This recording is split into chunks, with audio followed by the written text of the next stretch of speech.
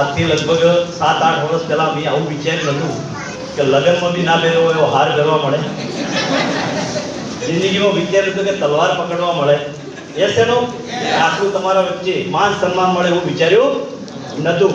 7.5 વર્ષ પહેલા હું બી તમારા જેમ આવી ગયો હતો. હું બી એક નોર્મલ એક એજ્યુકેશનની વાત કરું, 9 પાસ અને એ બી હિન્દીમાં ફેલ. હિન્દી બી બોલતા આવડતું નતું, અહીંયા બધું જ આવડી ગયું આ બિઝનેસના કારણે. યસ સર,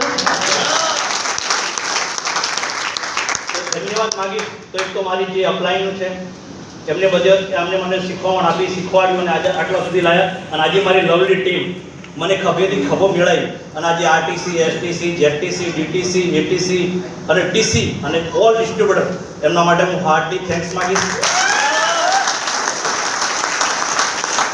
અને આપણા હાર્મોની ગ્રુપના ઓલ લીડર અને ઓલ ડિસ્ટ્રીબ્યુટર માટે બી હાર્ટલી થેન્ક્સ માગીશ.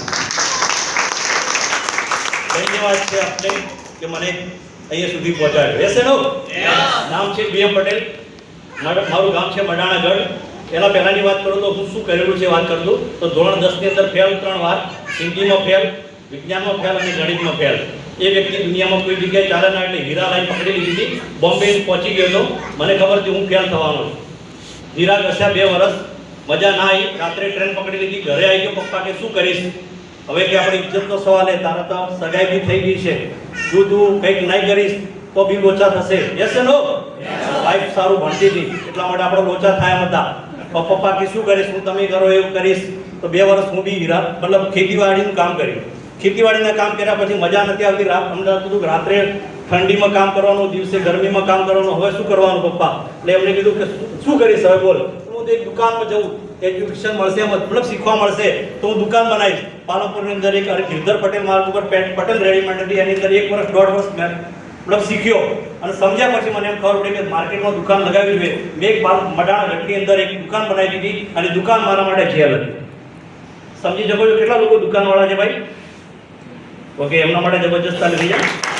18 વર્ષ દુકાન ચલાવતો હતો, 18 વર્ષથી દુકાન ચલાવતો, શટર ખોલવાનું સવારે, શટર રાત્રે બંધ કરવાનું 11 વાગે, એ બધું કામકાજ કરતો હતો.